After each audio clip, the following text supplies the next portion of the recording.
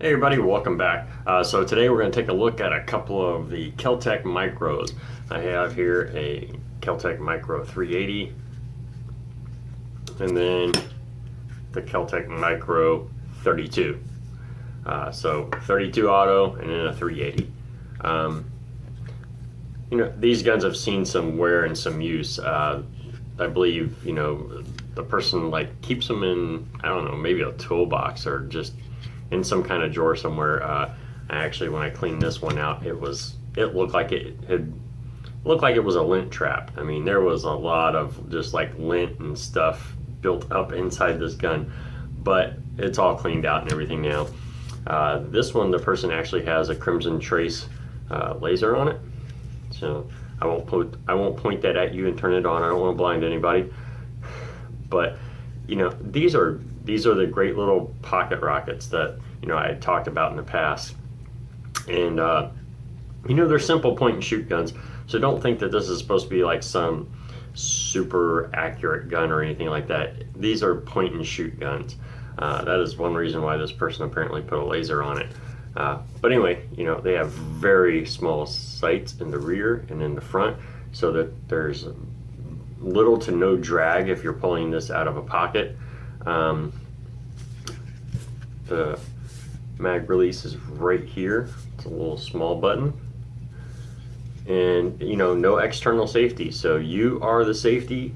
Keep your booger hook off the bang switch and shouldn't have any problems. And to break the gun down is actually quite simple as well.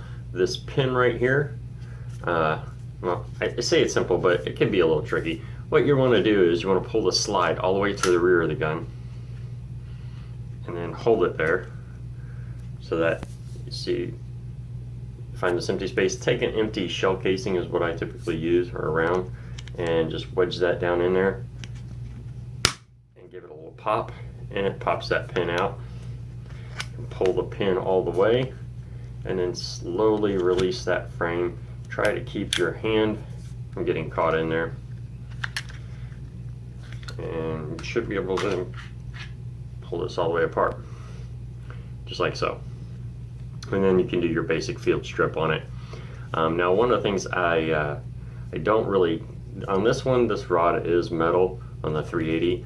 On this little 32, this rod right here is actually made of plastic, and don't quite like that. I'm sure there's aftermarket parts where they have metal ones that you can replace, but as far as the factory one, it's a little plastic rod that's in there. So I don't really care for that, but it is what it is. To put it all back in, you might be able to see that there is see that small piece of metal right there? It's actually a little spring in that hole. Basically, all you're going to do is you're going to take the edge of the pin, push down on that spring, push in, and then just give the slide a little push back. Just a tiny push back, and it'll slide all the way in. That's it. Pretty simple. These are really simple, basic little pocket rockets. They're not very expensive, and they're good little guns. I mean, they're good for what their use is. But like I said, don't think that you're going to be sitting out there shooting 25 yards and being dead on with these things. That's not the purpose of them. They're little pocket rockets. They're point and shoot guns.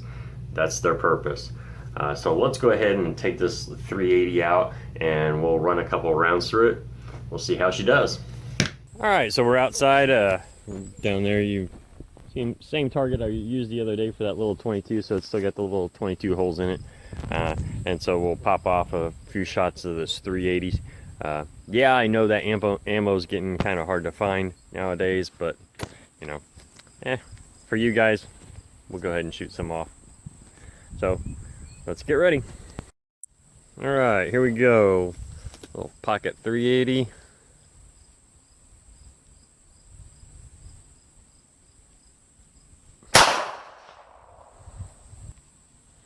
Look at that. Got one that failed to eject there, so let me go ahead and clear that. All right, so we got our little jam fixed, and now we'll go ahead and take our next shot. I'm going to use the laser on this one. It's kind of odd, but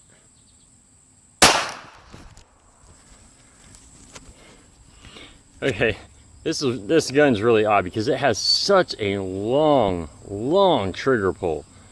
Oh my. Alright, I think that's why it's mainly a point and shoot gun, because this trigger pull is extremely long. Alright, let's go ahead and shoot these next ones.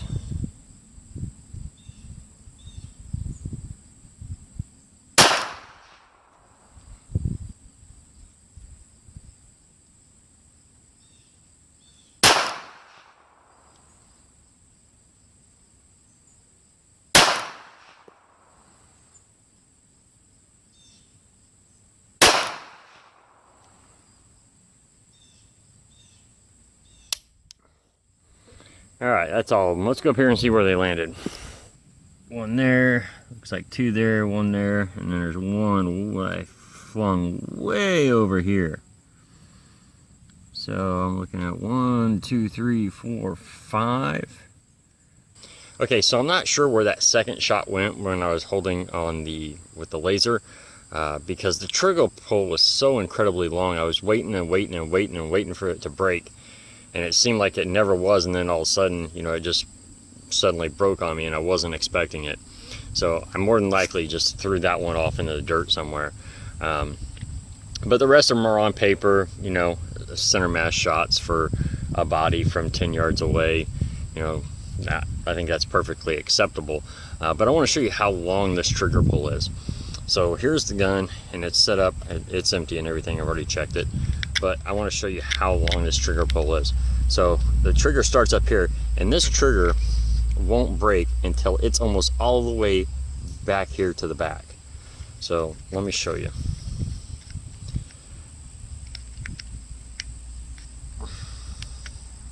So it's all the way back here now. Still hasn't broke. Now, incredibly long. So, you know, it's definitely a point and shoot gun. It's not a gun that you want to sit there and trying to be aiming as you're pulling back and pulling back and pulling back and waiting and waiting and waiting and waiting. And then all of a sudden it breaks loose when you're totally not expecting it.